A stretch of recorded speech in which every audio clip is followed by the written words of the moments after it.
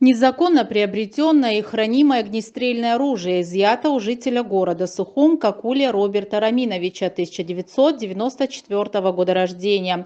Изъятый карабин без номерного обозначения, как впоследствии установлено специалистами экспертно-криминалистического центра МВД Абхазии, является нарезным огнестрельным оружием заводского производства самозарядным карабином конструкции Токарева калибра 7,62 мм, технически исправным и к производству выстрелов пригодным.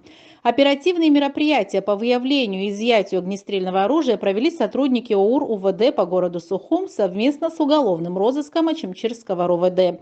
В отношении гражданина Какулия по признакам состава преступления, предусмотренного частью 1 статьей 217 Уголовного кодекса, возбуждено уголовное дело и избрана мера пресечения в виде подписки о невыезде. Расследование проводит отдел дознания УВД по городу Сухум.